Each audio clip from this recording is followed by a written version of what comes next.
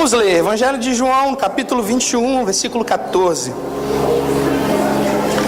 Diz bem assim: esta foi a terceira vez que Jesus apareceu aos seus discípulos depois que ressuscitou dos mortos, depois de comerem.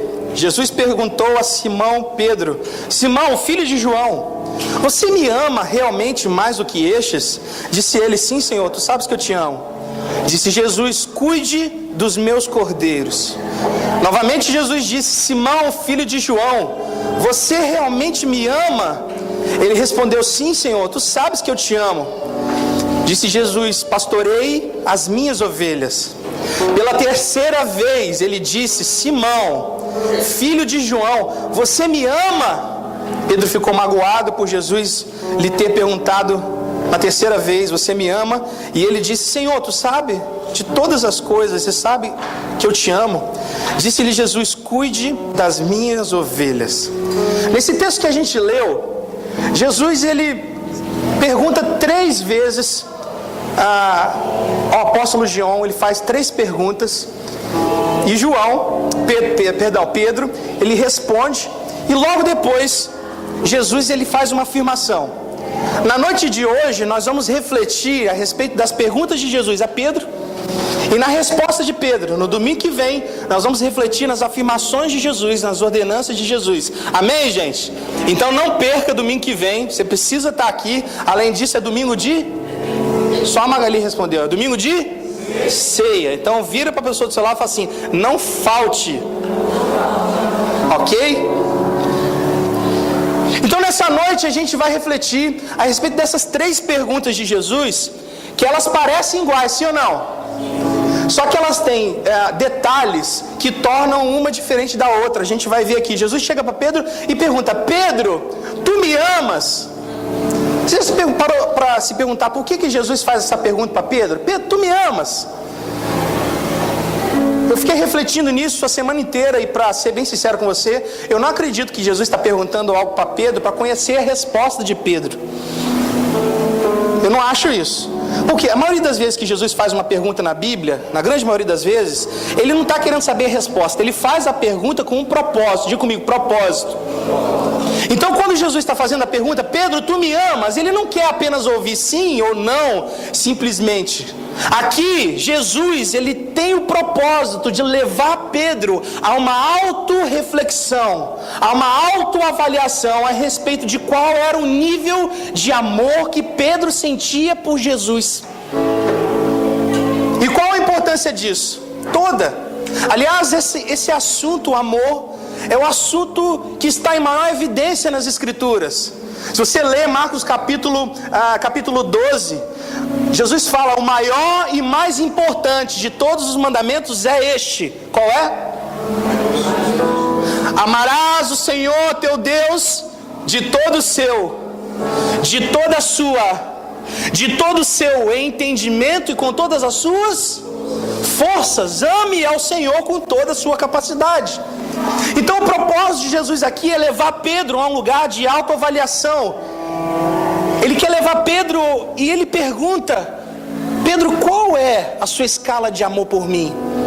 Pedro, se a montanha de amor por mim tivesse degraus, em qual degrau você está nessa escalada de amor para comigo?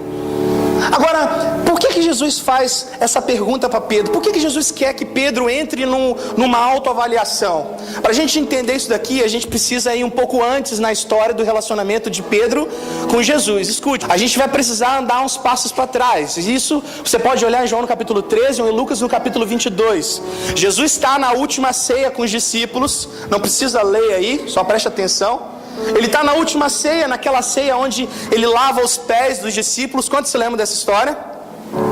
E aí, lavou o pé, teve o momento da ceia. Na parte final da ceia, Jesus, ele faz um anúncio. Sabe, anúncio no final de festa, pega a taça. Tim, tim, tim, presta atenção, quero fazer um anúncio para vocês, olhem para mim. E todos os discípulos olham para Jesus. Jesus fala: o anúncio é esse: um de vocês irá me trair. Todo mundo: meu Deus. E a grande maioria dos discípulos se perturba e começa a se questionar, Jesus, será que sou eu? Sou eu que vou te trair? Sou eu que vou pisar na bola com você? O que essa pergunta dos discípulos revela? Revela que a grande maioria deles reconhecia a possibilidade, a chance deles errarem. Reconhecia a possibilidade deles pisarem na bola e cometerem um pecado e traírem Jesus. Então, enquanto eles estão ali perturbados, aflitos, reconhecendo que havia sim a possibilidade deles errarem, Pedro, precipitado, sanguíneo, sabe pessoa sanguínea? Tem alguém sanguíneo aqui? Aquela pessoa que age muitas vezes na precipitação. Tem algum sanguíneo, gente? Os sanguíneos são todos envergonhados. Sanguíneo, hemorrágico. Pedro, sanguíneo, hemorrágico, ele nem deixa a turma terminar de falar. Fala assim: não, eu não. Jamais eu pecarei contra ti. Eu daria a minha vida por ti. Eu morreria por ti, Jesus. O que essa afirmação de Pedro revela?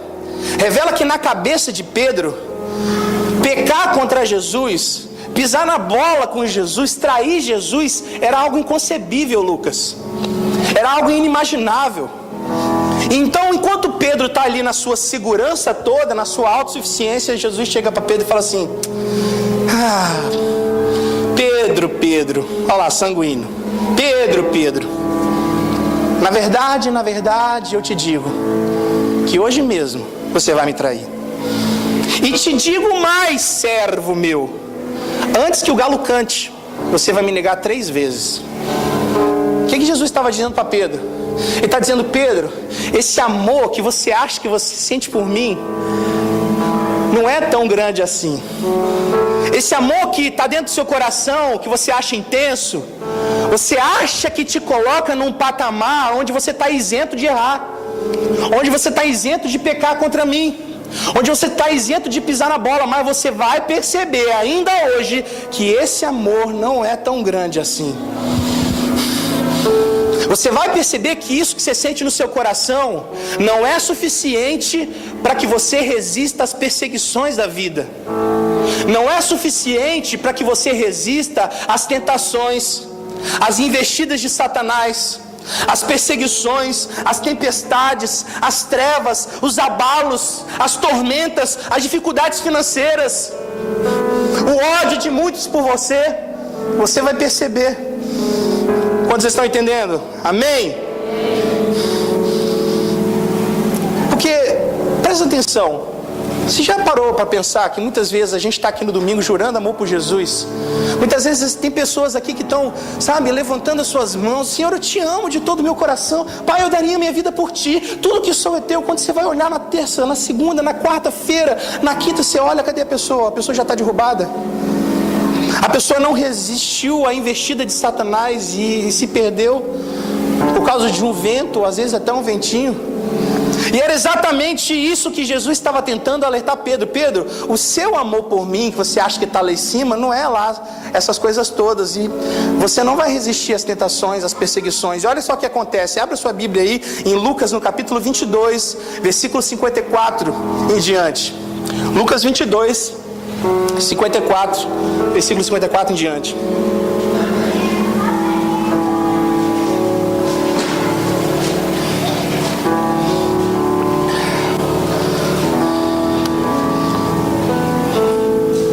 Esse capítulo aí conta toda a história, desde a ceia, da última ceia, da cerimônia do lava-pés, o anúncio de Jesus a respeito da traição de Pedro, a afirmação: antes que o galo cante, você vai me negar 3 vezes.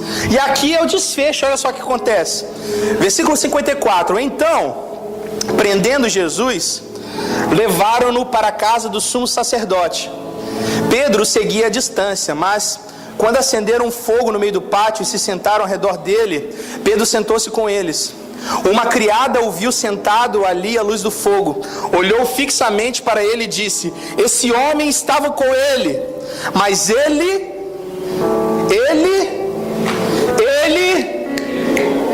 negou. Primeira negação de Pedro: mulher, não o conheço. Pouco depois, o homem o viu e disse: você também é um deles. Homem, não sou, respondeu Pedro. Diga comigo, segunda negação.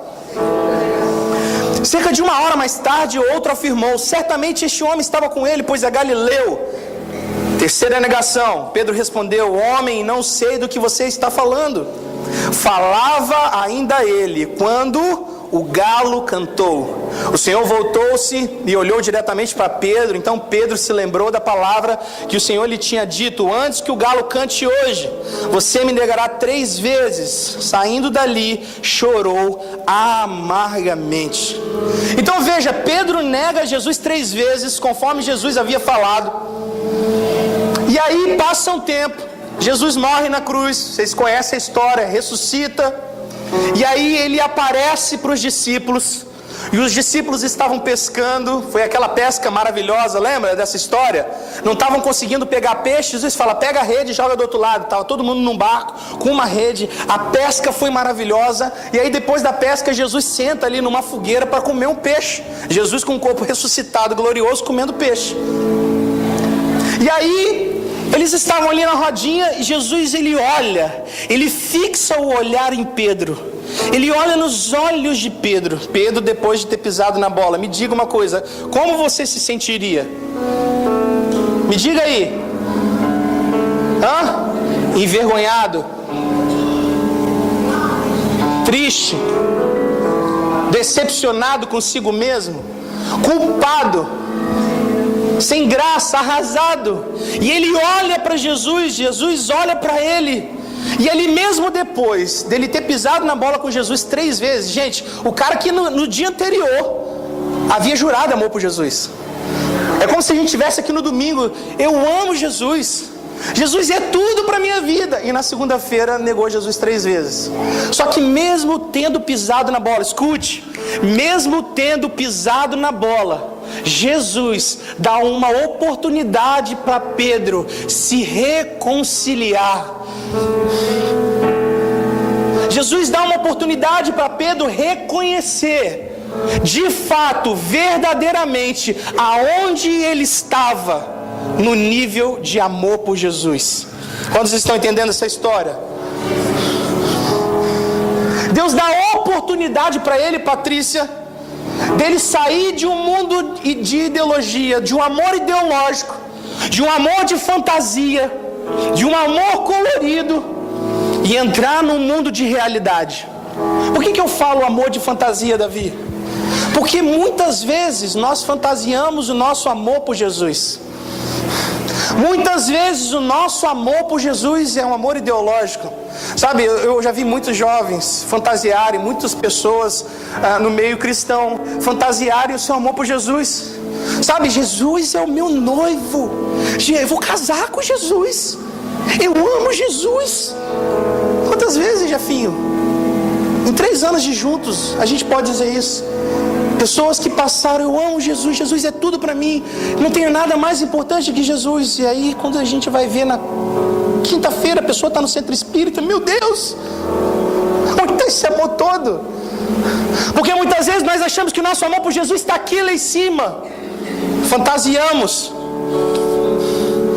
E por fantasiarmos o nosso amor por Jesus, por acharmos que a gente está no topo, no nível mais alto, embora sem sair do térreo, vem as tempestades, vem a perseguição, vem as tormentas, vem a ventania, o vendaval, os rios submergem e nós não resistimos, porque fantasiamos o nosso amor por Jesus. Então quando Jesus ele se encontra com Pedro aqui, Jesus ele é esperto demais, é estratégico. Ele está pensando: peraí, eu vou pegar esse cara e vou fazer esse cara entender que o nível de amor que ele tem por mim não é esse amor fantasiado. Eu vou pegar Pedro e vou colocar ele num mundo de realidade. Eu vou fazer com que ele avalie concretamente, analiticamente, aonde que ele está, de forma que ele vai entender que ele está muito aquém do nível que ele deve estar. E qual o nível que ele deve estar? Um amor que é de todo o coração, que é de toda a nossa alma, com toda a nossa capacidade. E quando esse cara entender que ele está muito abaixo, muito aquém do nível de amor que ele deve estar, aí sim eu vou começar a trabalhar com um cara que tem um coração ensinável. Eu vou começar a trabalhar com um cara que tem um coração tratável. Eu vou começar a trabalhar com um cara que entende que ele não está aqui, que ele está aqui, e que para sair daqui e entrar aqui, ele vai precisar entrar num processo. E agora sim, esse cara vai estar passível de ser trabalhado, moldado segundo o meu espírito. E aí eu vou fazer esse amor nele crescer. Aí eu vou chamar ele para caminhar uma milha comigo, ele vai caminhar uma milha comigo. Aí eu vou chamar ele para um processo de amadurecimento e ele não vai se questionar porque ele está nesse processo de amadurecimento. Quantos aqui estão entendendo o que eu estou falando? Sim ou não? Então a primeira pergunta que ele faz para Pedro, olha só, a pergunta de Jesus. Ele está falando: Pedro, tu me amas mais do que estes? Para pensar, por que Jesus está perguntando isso? Pense e reflita em cada coisa que Jesus fala. Tu me amas mais do que esses, os capangas? Como é que era o nome de ontem? Sim, amor. Tu me amas mais do que os sim, moças? O que Jesus queria fazer? Será que Jesus está querendo promover? Escute, Jesus está querendo promover competitividade? Você me ama mais do que esses caras aqui? Aí o Vini fala: claro que eu te amo. Aí o João: não, eu te amo mais, Senhor. Aí o Silas: não, eu te amo muito mais. Não, eu te amo. É isso que Jesus estava querendo promover? Óbvio que não, porque certa vez estavam discutindo os capangas, os discípulos, a respeito de quem era o maior no reino dos céus, quem era o mais importante. Outra vez, quem ia se sentar à direita ou à esquerda no trono. O que Jesus faz? Jesus concorda? Jesus repreende. Então Jesus não estava querendo promover competição. O que Jesus está falando com Pedro é: Pedro, você ainda acha que você é essa Coca-Cola toda no nível de amor por mim? Você ainda acha que você está num patamar de amor por mim tão alto que te coloca numa posição isenta de errar, isenta de pecar? Você acha que seu coração está tão fervoroso, ardendo, a ponto de você estar isento de cair e de me trair? Você está entendendo? Segunda coisa interessante que eu vejo aqui nesse texto é que Jesus pergunta: Pedro, tu me amas? A palavra amor que Jesus usa aqui no original grego é agapau. É um verbo derivado da palavra ágape. Diga comigo, ágape. E ágape você sabe o que é. O que é ágape? Amor? Amor? Amor sacrificial, amor incondicional, amor pleno, amor maduro. Diga comigo, amor pleno, amor sacrificial, amor incondicional, amor perfeito. Então ele pergunta: Pedro, você me ama com amor sacrificial? Você me ama com amor maduro, com amor incondicional? E aí Pedro responde, ele fala: Senhor, tu sabes que eu te amo. Só que quando Pedro responde, ele muda a palavra. Aí na sua Bíblia está amor, mas não é. Na verdade é amor, mas ele muda o tipo de amor. Ele fala: Senhor, tu sabes que eu te filéu. E o que é amor filéu? Amor fraterno, amor de companheiro, amor de amigo. Então perceba a diferença. Jesus, ele chega para Pedro e fala: Pedro, tu me amas com amor incondicional? E ele responde: eu te amo, um amor filéu. Então imagina, é como se Suelen, cadê Suelen? Suelen, ela sempre fala assim: amor, estava na sua frente, você não me viu. É porque a minha visão, eu tô olhando assim, às vezes eu tô voado mesmo, né? Tá aqui. Suelen chega para mim e pergunta: amor, você me ama? E eu respondo para ela: te considero muito. Eu gosto de você. Eu ia apanhar. Eu ia apanhar. Ela ia ficar satisfeita? Claro que não. Então ele chega: Pedro, tu me agapau, você me ama com amor sacrificial? E Pedro está respondendo: Senhor, eu gosto de você. Aliás, essa é a tradução da primeira NVI, na primeira tradução. Pedro está falando: Senhor, eu te amo. Porém, esse amor que eu sinto para você, que eu sinto por você, ele ainda não é um amor suficiente. Ainda não é sacrificial. E aí Jesus parte para a segunda pergunta.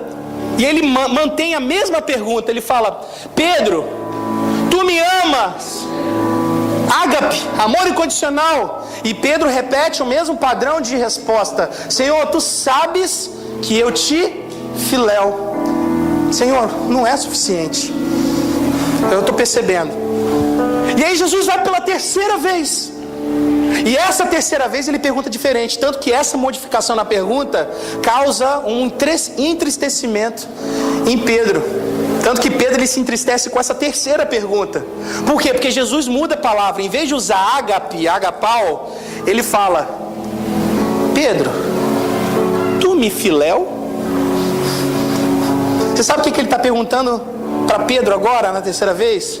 Ele está falando: Pedro, é esse mesmo amor que você sente por mim? É só isso mesmo? E aí o que acontece com Pedro? Pedro ele olha para Jesus e fala: Senhor, tu sabes de todas as coisas. Eu reconheço agora. Eu reconheço que lá atrás eu achava que eu vivia um amor sacrificial por você. Eu achava que eu te amava tanto, Jesus, que eu estava isento de errar, que eu estava isento de pecar, que eu estava isento de pisar na bola com você. E eu não conseguia perceber que esse amor não era o suficiente, mas o Senhor já percebia. O Senhor já percebia que esse amor não era o bastante. O Senhor já percebia que esse amor que eu sentia por você não era o suficiente para resistir perseguição, não era o suficiente para resistir às investidas de Satanás, as investidas com as tentações, os problemas financeiros, os problemas da vida. O Senhor sabia e eu não me alertei. Senhor, me perdoa, eu reconheço. Nesse momento Pedro está reconhecendo. O que Deus está fazendo com ele? Está fazendo Pedro sair de um mundo de fantasia e entrar num mundo de realidade. Quantos estão me entendendo? Ele pega Pedro, e aqui Pedro consegue avaliar de uma forma concreta, presta atenção, que o amor que ele sentia por Jesus não era um amor suficiente, estava muito abaixo do nível que deveria estar, que é amar o Senhor de todo o nosso coração, de toda a nossa alma, com todo o nosso entendimento, com toda a minha força, com tudo que eu tenho. Esse amor nos coloca numa posição de segurança. Mas se estamos abaixo desse amor, nós estamos numa posição vulnerável ao pecado. Nós estamos numa posição onde nós somos uma presa fácil na mão de Satanás. E quando eu leio essa história, eu consigo perceber que essa é a autoavaliação que o Senhor quer que a gente faça hoje. Qual é o nosso nível de amor por Jesus? O quanto você ama Jesus?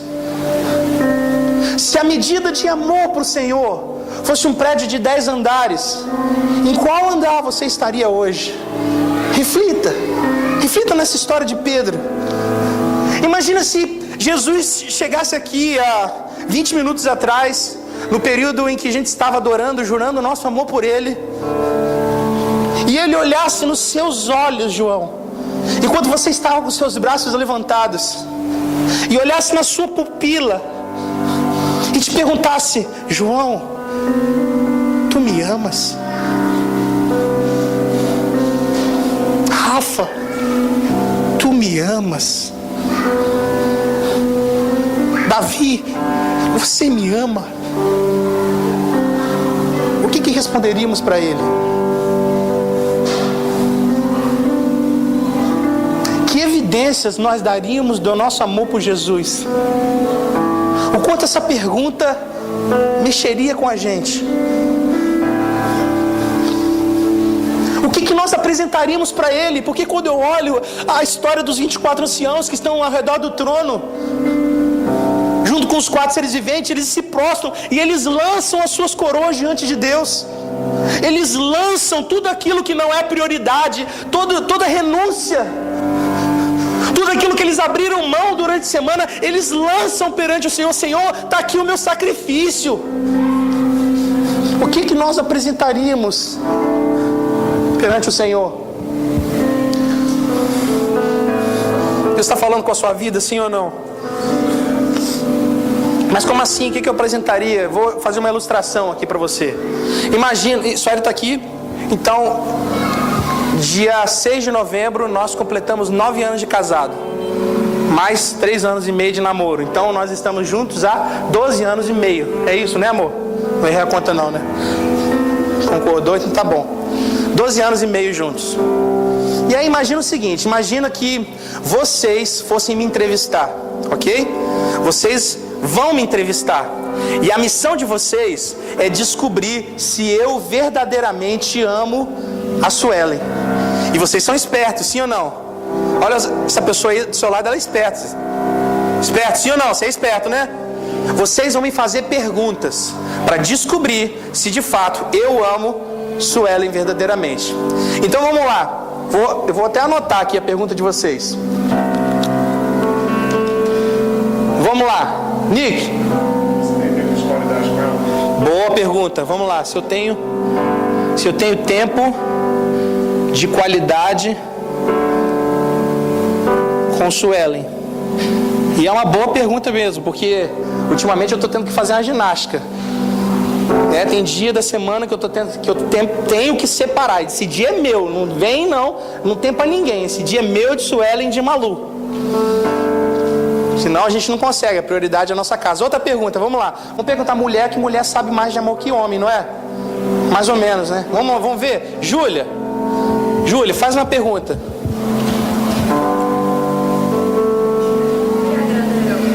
Se eu sei o que agrada a ela, beleza. Muito boa pergunta. Se eu sei o que agrada a ela, beleza. Jeff, você já traiu, beleza, vou colocar essa pergunta aqui. Você já traiu? Eu vou colocar assim: você é fiel a Suelen? Você é fiel? Vou colocar: você é fiel a Suelen? Ótima, beleza.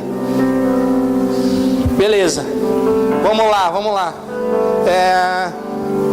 Ju, peguei de surpresa. Misericórdia. Você demonstra que ama ela? Beleza. Se eu demonstro com o quê, por exemplo? Se eu demonstro que a amo, vou perguntar pro cara mais romântico desse lugar aqui. Vamos lá. Até que ponto você pode sacrificar por ela? Meu Deus do céu. Até que... Tô falando? É o cara, velho. Né? Até que ponto você se sacrificaria por ela? Vamos lá, mais um. Vou perguntar para uma mulher aqui. Magá, fala aí. Ótima pergunta. Você mudaria seus planos por ela? Mais uma pergunta para a gente fechar. 7 é o número perfeito. Vamos lá. Alguém quer fazer essa pergunta sem escolher? Se eu sei o que faz ela se sentir, que é bem parecido com o que agrada, né? Se eu sei o que faz ela se sentir amada, se eu dou prazer, né? Deleite, prazer, amor a ela. Beleza. Perguntas ótimas, já vi que vocês entendem muito de amor. Show de bola. Gostei dessas perguntas. Agora nós vamos fazer o seguinte: eu vou pegar essas perguntas que vocês fizeram. Isso daqui evidencia se ama verdadeiramente, sim ou não? Beleza, eu vou pegar essas perguntas aqui e agora eu vou rebater para vocês, para que vocês avaliem, cada um aqui, se você de fato ama o Senhor. Eu vou tentar pegar essa pergunta. Primeiro, você investe tempo de qualidade com o Senhor? Você investe tempo de qualidade com Ele? Você coloca Ele na prioridade da sua vida? Você deixa para trás as outras prioridades para gastar, investir tempo com Ele? Segundo, você sabe o que agrada o coração dele? Terceiro, você é fiel ao Senhor? Quarto, você demonstra todos os dias que você o ama? Vai pensando. 5, até que ponto você se sacrificaria por ele? Você daria a sua vida por ele? 6, você estaria disposto a mudar os seus planos, a sua agenda, as suas prioridades os seus sonhos por amor a Ele? 7, você causa prazer nele? Está vendo como a gente entende de amor? Mas em contrapartida, está vendo como a gente não para pensar nisso? A gente não avalia se a gente ama de fato o Senhor? E olha o que eu estou fazendo, a pergunta de amor na própria definição de vocês. Não é a minha definição, é a definição de vocês. Por que muitas vezes a gente não avalia? Porque muitas vezes nós vivemos um tipo de amor fantasiado. Nós entendemos o que é amor, mas parece que quando se trata de amor por Jesus, nós entramos num túnel ideológico, num túnel de fantasia, que não tem realidade prática, realidade diária. Não é sacrificial, não é incondicional. E a pergunta que eu faço é: será que nós vivemos, escute, será que nós vivemos um amor suficientemente sólido para resistir dias maus? Será que nós temos um amor suficientemente sólido para passarmos ilesos pelas provações da vida, pelas dificuldades da vida? Tente pensar num cenário, eu vou ilustrar aqui para você. Imagina que você chega em casa, eu vou falar aqui para esses jovens aqui que estão na frente, mas você pensa também, beleza, todo mundo pensa. Imagina que você chega em casa e a sua mãe chega para você, João, e fala assim: eu não mais vou servir Jesus. Eu e o seu pai, nós decidimos que nós não queremos mais saber de Jesus. Inclusive, nós já compramos o nosso abadá para o Carnaval de Salvador e a gente quer muito que você vá com a gente. E aí você vai correndo para o seu irmão para falar: irmão, olha só o que os pais estão loucos. E ele fala assim: eu também não quero saber de Jesus, muito menos desse negócio de igreja. Não, isso não é para mim, eu quero fumar maconha. Quer fumar maconha? Tem um monte aqui, ó. Cenário triste, sim ou não? Mas vamos piorar um pouco mais? Imagina, Júlia, que você chegou na terça-feira, você está esperando o grupo na sua casa e não aparece ninguém. Não aparece ninguém. Quando você vai pesquisar no WhatsApp, todos os seus amigos desviaram, todos do grupo. Em vez de ir para o grupo, estão na rua bebendo. Nós não queremos mais servir Jesus. Aí você vem correndo aqui na Juntos para procurar o pastor da Juntos. Quando você chega ali na porta, Juntos está com a porta fechada, sem a placa da Juntos. Todo mundo na Juntos se desviou, inclusive o pastor. Misericórdia, sangue de Jesus tem poder, não fala isso. Não, vamos pensar nessa hipótese. Pensou aí, sim ou não? Se você é mais velho, o seu filho se desviou, todo mundo se desviou. O cenário é o mesmo. E aí eu te pergunto, o que você faria? O que você faria? Será que o seu nível de amor hoje é suficiente para você resistir, ou você se desviaria? Você largaria tudo, iria para o Carnaval de Salvador, se enfraqueceria? Ou você chegaria para sua mãe e falaria assim: mãe, me corta o coração saber que você se desviou, que você e o pai não querem mais Jesus, mas eu posso dizer uma coisa: eu vou continuar servindo Jesus, porque Ele é a coisa mais importante da minha vida, Ele mudou a minha história, eu amo Ele, eu não vou abandoná-lo.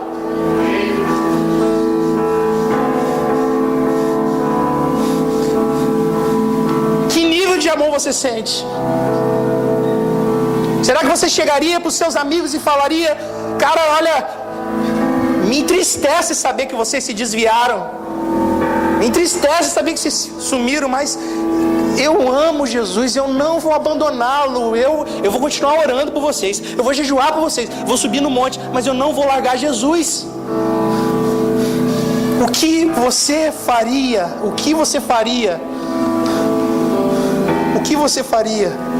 Por que eu estou perguntando isso? Por que eu estou fazendo esses cenários? Porque eu posso abrir meu coração para vocês aqui? Eu posso, gente, abrir meu coração? Posso escancarar, ser transparente? Momento terapia da igreja. Vocês são meus psicólogos agora.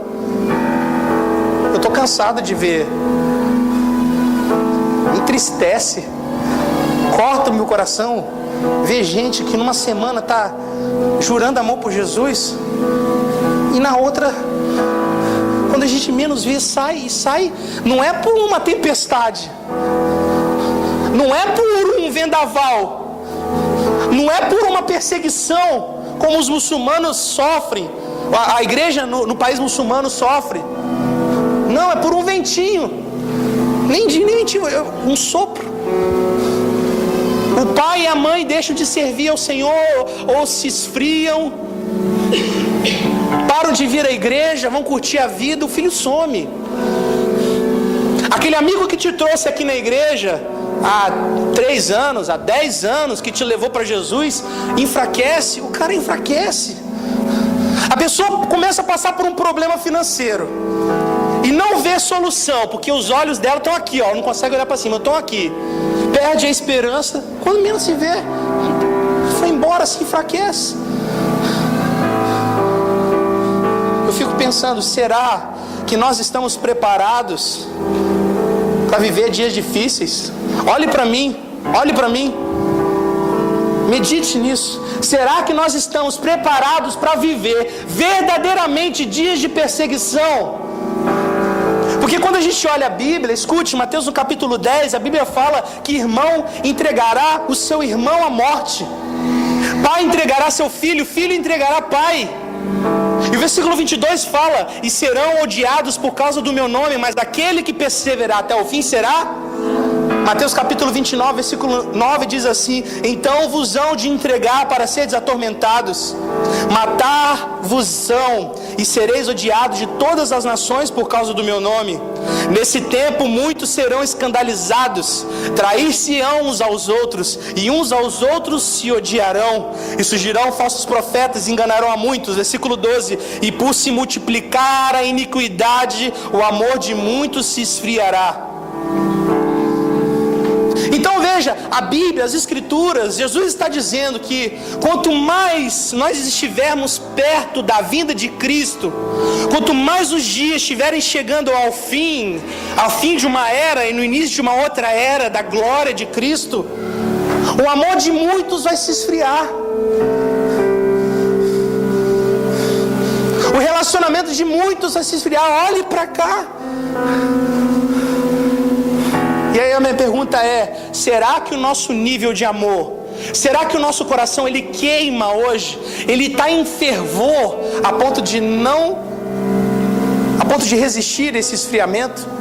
Será, vou melhorar a pergunta, será que nós estamos todos os dias colocando sacrifício diante do altar, lenha no fogo para manter esse fogo queimando sem se apagar? Como nós cantamos, o fogo arderá, não se apagará. Fogo é uma resposta a um sacrifício vivo, santo e agradável a Deus. O Senhor está falando com você? Sim ou não? Reflita, será que se a juntos aqui fechar, será que se todas as igrejas na cidade, no estado, na nação se fecharem por causa da perseguição, você ainda permaneceria fiel ao Senhor? Porque essa realidade está muito perto de acontecer. Porque posso dizer uma coisa, gente, esse ambiente aqui é gostoso demais. Ele é gostoso demais. Estar aqui, por exemplo, na sala de oração, nos dá vontade de orar. É gostoso orar. Tem um tangedor liberando canções proféticas diretamente do céu. Nós estamos aqui no culto, sabe? É gostoso isso. Muitas vezes a gente se acostuma com essa atmosfera.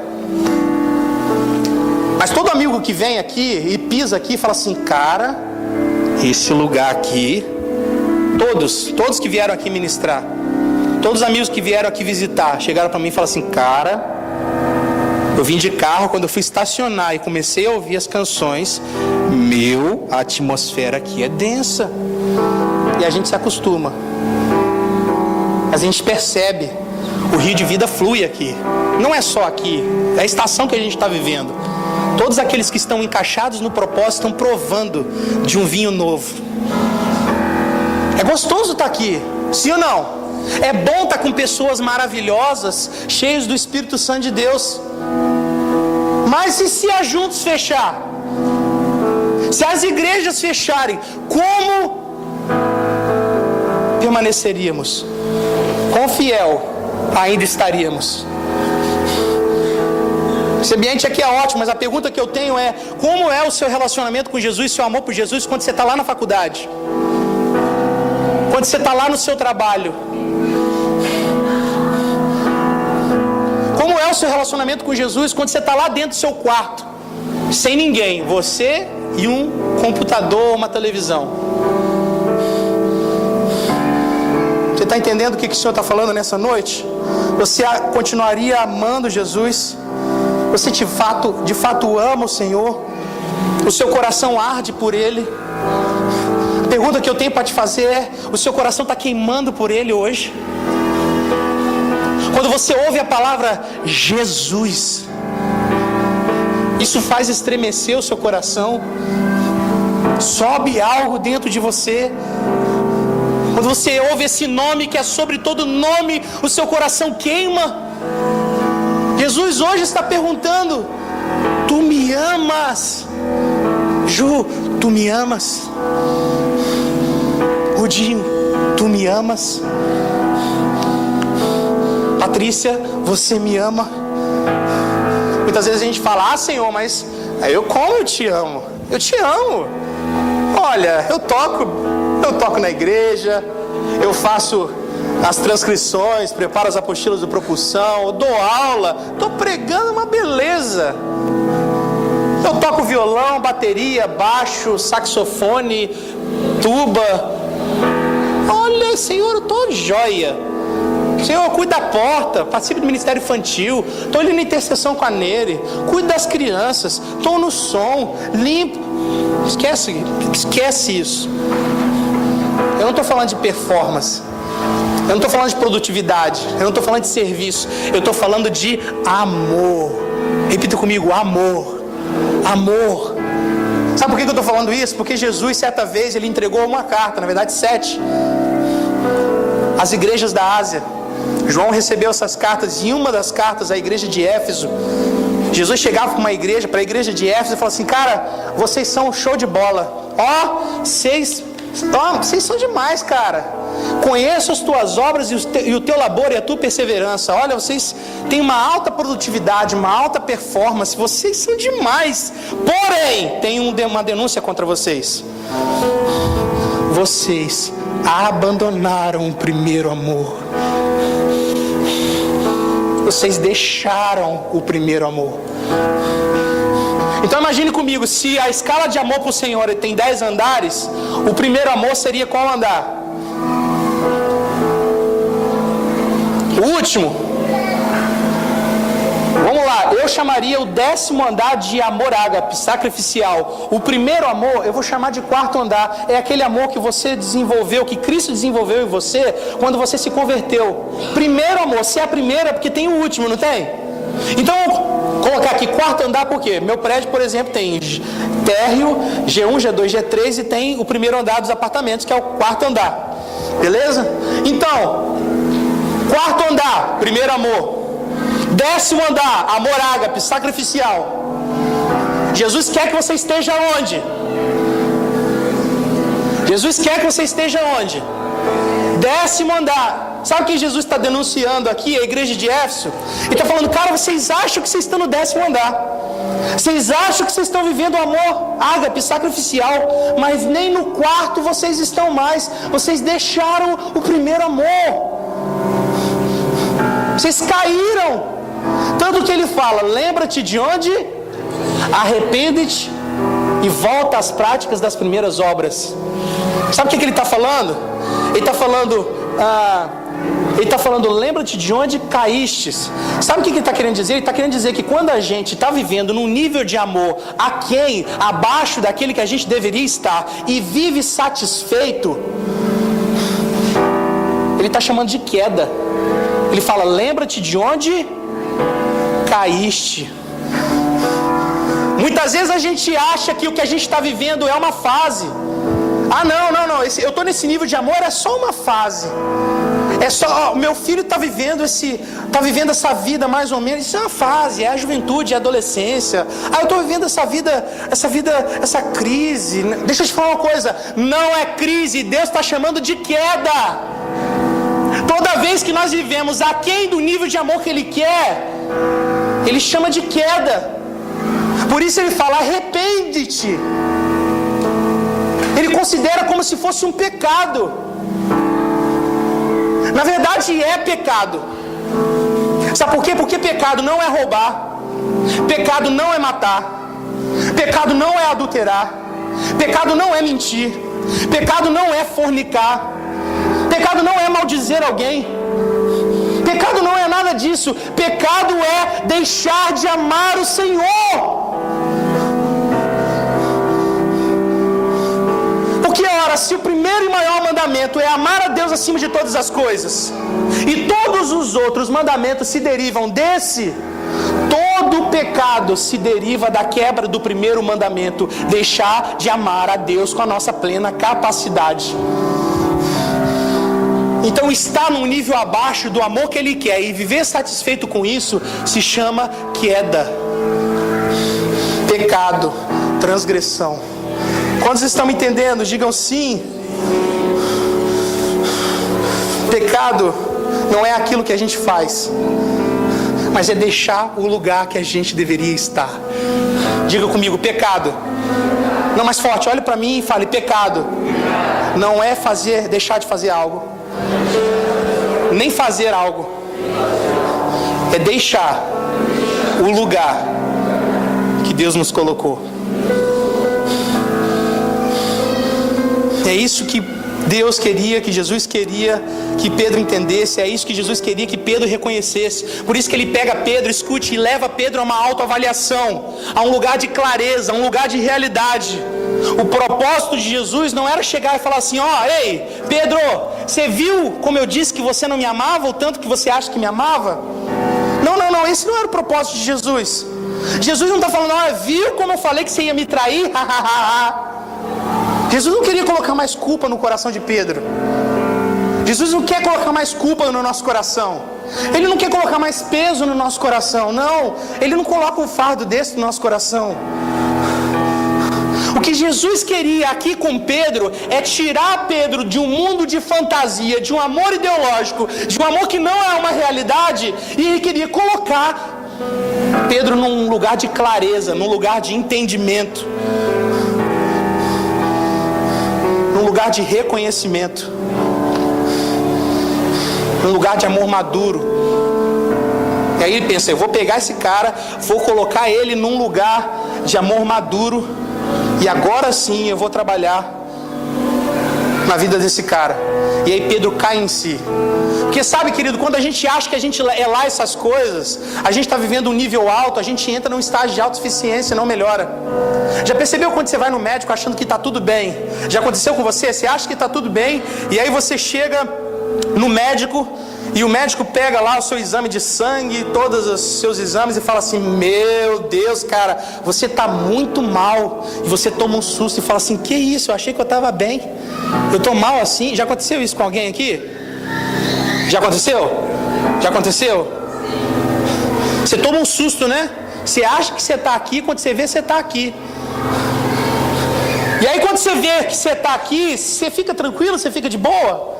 Não, você agora passa a ter um coração ensinável, um coração tratável. Agora você entende que você precisa, para sair daqui e vir para cá, você precisa entrar num processo de aperfeiçoamento até você chegar aqui. Você entende que você carece de ajuda. Você entende que sozinho você não vai conseguir chegar nesse nível, que por você mesmo você não consegue melhorar. E isso a Bíblia chama de pobreza de espírito. Tanto que Jesus chega em Mateus no capítulo 5 e fala assim, bem-aventurados são os pobres de espírito, pois eles herdarão o reino dos céus. O que ele está falando? Bem-aventurado, feliz. Feliz é aquele que entende as suas fraquezas, que entende que carece da minha graça, que entende que carece do meu espírito, que entende que precisa ser dependente de mim para sair desse estágio e chegar nesse estágio aqui. que entende que precisa do meu espírito para viver uma vida de pureza, porque senão não consegue.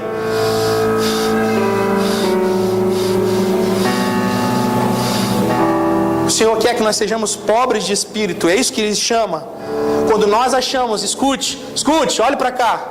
Quando nós achamos que somos essa Coca-Cola toda, nós entramos no estágio de suficiência. Mas quando nós entendemos que nós somos falhos, que nós somos pecadores, nós passamos a clamar a Deus por graça, poder transformador, que esse sim pode nos tirar desse estágio aqui e nos colocar num estágio de mais alto amor sacrificial, um amor de todo o coração, de toda a nossa alma, entendimento e força. É porque, querido, deixa eu te falar uma coisa, nunca foi sobre o quanto a gente ama Jesus, nunca foi sobre o quanto a gente ama Jesus. A história do Evangelho não é uma história de um povo que decidiu amar a Deus. O Evangelho é a boa notícia. Deus amou a humanidade, Deus amou o seu povo a ponto de dar a coisa mais preciosa que Ele tinha. Essa é a história da graça. Ele sabia que nós somos falhos. Ele sabe que nós muitas vezes não sentimos vontade de orar. Ele sabe que muitas vezes nós não sentimos vontade de ler a Bíblia.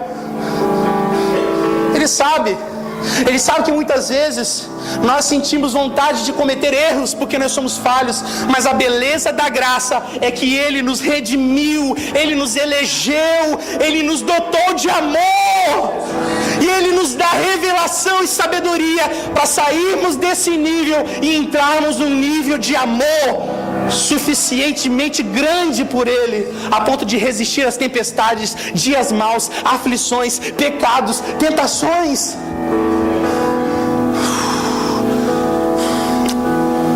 E é aí, quando nós entramos nesse estágio de reconhecimento que eu e você não somos essa Coca-Cola toda, Deus olha pra gente e fala assim: agora sim, eu vou trabalhar com um cara com um coração ensinável. Agora sim, esse cara reconhece que está aqui, eu vou trabalhar com um coração tratável. Agora que ele conhece que ele não consegue sair desse nível aqui, é aí que eu vou injetar do meu espírito. Cara, eu vou fazer o amor no coração do Iago expandir de tal forma que ele vai pregar com intrepidez. Prisão não vai afetar ele, tentação não vai prender ele, não vai fazer se cair, porque eu vou derramar da minha graça. Graça é de graça. Quem gera amor no nosso coração por Ele é Ele mesmo, por meio da sua sublime graça. E é isso que Ele fala para Pedro no final. Olha só, abre aí, capítulo 21, versículo 18 e 19. João, capítulo 21, versículo 18 e 19.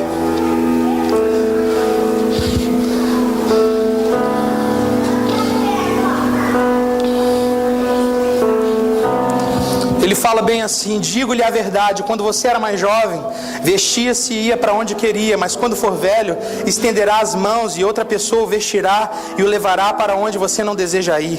Jesus disse isso para indicar o tipo de morte com o qual Pedro iria glorificar o Senhor. Então lhe disse: siga-me. Sabe o que Jesus está dizendo aqui, Jefinho? É difícil a gente entender esse texto, eu fiquei horas meditando nele, é difícil mesmo. Você fala: meu Deus, está falando de morte, meu Deus, a pior coisa do mundo. Pedro vai ficar mais triste ainda. Você vai morrer, você não me ama, você vai morrer. Mas não tem nada a ver com isso. Você sabe o que Jesus está dizendo aqui?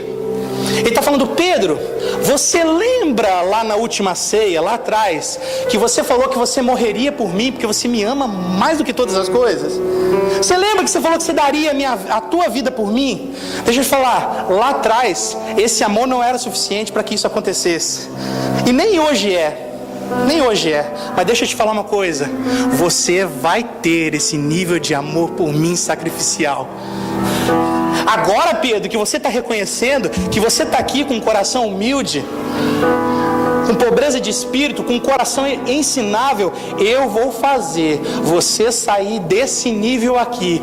Vou te levar ao nível mais alto de amor por mim, de forma que você vai pregar com intrepidez. Você vai cair na prisão e isso não vai te parar. Você vai ser perseguido pelas autoridades e você não vai retroceder. E te digo mais, Pedro, da mesma forma que eu morri, você vai morrer, e isso vai glorificar o nome do Pai. Tá entendendo, João? Quando a gente acha que a gente é essa Coca-Cola toda, Jesus não faz nada na nossa vida e a gente fica vulnerável. Mas quando a gente reconhece aonde a gente está, Ele fala: velho, vem cá, anda comigo que eu vou te fazer crescer. Caminha comigo, vinde a mim, me siga. Você vai aprender o que é um amor sacrificial. Você vai aprender o que é amar as ovelhas. Você vai ver o quão difícil é cuidar de pessoas. Você vai ver os meus passos, os meus pés sangrando, a minha mão. Você vai ver o quanto é difícil. Você vai aprender. Eu vou te inserir num processo. O seu amor vai crescer por mim. Você vai me amar. Você vai pregar o evangelho com autoridade. Muitas vidas vão se converter pela sua pregação. Tá entendendo, cara? Tá entendendo que não se trata do quanto eu amo Ele, mas do quanto a gente compreende da graça, do amor dEle por nós. E é isso que Deus quer fazer com você nessa noite. Isso só aconteceu depois que Ele compreendeu o tamanho do amor de Jesus por nós. Quando nós nos colocamos nesse lugar de reconhecimento, nós passamos a perguntar a Jesus o que desagrada a Jesus nas nossas vidas. O que Jesus quer fazer com que você aprenda nessa noite primeiro Ele quer que você entenda que você ainda não está nesse nível. Ele quer tirar você de um mundo de fantasia, de um mundo de amor ideológico, um amor não prático, e te colocar num lugar de realidade, num lugar onde você reconhece a sua fraqueza, reconhece que você carece do Espírito Santo para prosseguir. Você entende que você carece do Espírito Santo para vencer essas tentações. E quando você entender isso, segunda coisa, Ele vai começar a trabalhar agora com um coração ensinável, com um coração tratável, e vai te levar ao mais alto nível de amor, que te leva ao mais alto nível de poder para proclamar o Evangelho. Quando a gente entende isso, quando a gente entende o amor de Deus, Emanuel, a gente começa a se perguntar todos os dias, começa a perguntar para Ele: Pai, o que te incomoda na minha vida? O que tem ainda dentro de mim que te decepciona, que te magoa? Eu não sei, eu nem consigo vencer, mas me fala. Eu lembro que certa vez eu tive uma briga com Sueli, uma discussão. E aí no final dessa discussão eu parei. Sabe quando as escamas caem dos seus olhos, você pensa: meu Deus, eu errei. E a coisa mais importante de um relacionamento é você dizer: me perdoa, eu errei. Essas palavras precisam voltar para o nosso relacionamento. Eu cheguei para ela e falei assim: amor, me perdoa. Amor, eu errei. Ela: eu te perdoo, amor. Eu te perdoo, eu te amo. E aí eu cheguei para ela e falei assim: amor, me fala tudo aquilo que te incomoda na minha vida. Me fala tudo aquilo que te ofende, tudo que eu faço que te magoa, que eu não consigo perceber. E ela foi, pegou a listinha dela, maior do que o papel higiênico do banheiro.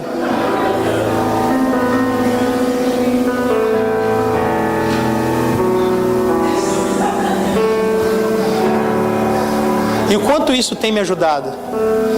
Me ajudou e tem me ajudado. Por quê? Porque quando a gente entende o quanto alguém ama a gente, quando a gente entende o tamanho do amor de uma pessoa por nós, um amor incondicional, um amor que sim é sacrificial, a gente, cara, eu não posso ofender, eu não posso desagradar. Então me fala o que te ofende, o que te magoa, sabe, o que te incomoda. E eu lembrei, quando eu estava lembrando dessa história, eu lembrei de Salmo 139. Davi, depois de ter caído do salto, entendido a graça, ele chega para o Senhor e fala assim: Senhor, Senhor, você conhece todos os meus pensamentos, você conhece todos os meus caminhos, cada passo que eu dou você conhece, você sabe tudo sobre mim. Escute. E aí ele chega lá no final de Salmo 139 e fala assim: sonda-me, ó Deus, o meu coração, esquadrinha, investiga, vê se há em mim algum caminho mau, vê se há em mim algo que te desagrada, algo que ofende, algo que te incomoda. O que Davi está fazendo com o Senhor? A mesma coisa que eu fiz com o Suelen. O que te ofende? O que te magoa, Senhor? Prova o meu coração. Sabe quando a gente vê que um político é delatado, vem a Polícia Federal e ela arromba a casa e investiga cada cubículo, cada gaveta, cada pasta, cada computador, a caixinha de joias, olha tudo. Sabe, gente? Vocês estão aí?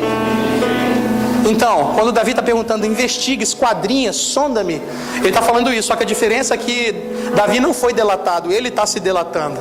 Ele está abrindo, está escancarando a porta do coração dele, está falando: esquadrinha, Senhor, sonda o meu coração, olha para cá, vê se há em mim algum caminho que te incomoda e me leva, me guia para o caminho eterno. O que ele está falando, João? Caminho eterno é mandamentos. Ele está falando: Senhor, eu não consigo cumprir os mandamentos. Sozinho, eu sou falho. Eu não consigo nem cumprir o primeiro. Mas me guia, me leva, porque a tua graça, o teu Espírito pode me levar a esse lugar. Você entende, Iago? Não é por nossa força. Você entende, Rafa? Lucas, não se trata de nós, nunca foi sobre nós, sempre foi o amor dele por toda a humanidade. Sempre foi o sangue vertido na cruz do Calvário que nos justificou, redimiu, nos atraiu e nos leva para um lugar chamado Reino do Filho do seu amor. E esses dias o Senhor falou: Ele falou: filho, tem coisas que eu quero mexer no seu coração e você não está deixando. Você não está deixando. Deus mostrou em sonhos. Eu falei: meu Deus, o que? Meus olhos estão puros. Deus, eu não sei. Eu não sei. E eu comecei a falar com Deus: Pai, está aqui, ó.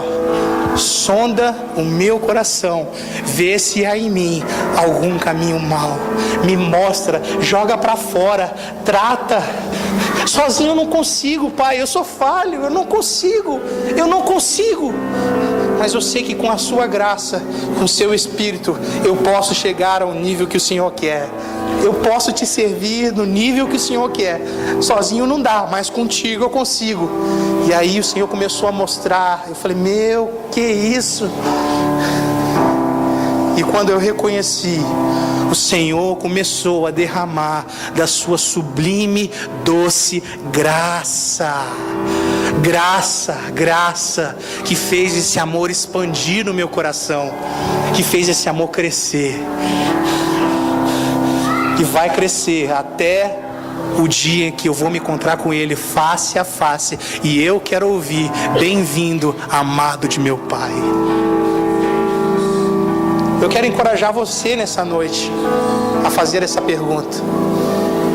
Eu quero encorajar você nessa noite, agora, a fechar os seus olhos e a refletir a respeito de qual degrau você está na escalada de amor por Jesus. E você vai começar a falar: Senhor, eu não sou essa Coca-Cola toda que eu acho que eu sou. Não, eu sou falho, eu sou pecador, eu sou imerecedor da sua graça, mas ainda bem que é de graça. Mas como resposta à sua graça, eu quero oferecer a minha vida a Ti como sacrifício. Sonda o meu coração, Senhor, sonda-me e me mostra tudo que há de mal, tudo que ainda há de ruim, tudo que ainda há de trevas. Clareia o meu coração aqui nesta noite, ó Senhor. Me guia ao caminho eterno, me guia às águas tranquilas. refrigera a minha alma. Comece a falar com o Senhor nesse momento, enquanto nós adoramos ao Senhor. Você vai fazer a sua oração. Eu não vou chamar ninguém para ir na frente hoje, não vou mesmo. Você vai fazer a sua oração no seu lugar. Você já ouviu tudo que você precisava ouvir. E agora é o momento de você clamar ao Senhor. Deus quer te tirar de um lugar de superficialidade e te colocar num lugar de profundidade. Eu declaro nessa noite que pais não vão mais ficar numa vida de mornidão. Não, jovens não vão ficar mais na vida de superficialidade. O Senhor está nos levando para um nível mais profundo. O Senhor está nos levando hoje para um nível de amor sacrificial. Para aqueles que estão clamando, os pobres de espírito, comece a clamar: Pai, desenvolva um coração humilde na minha vida.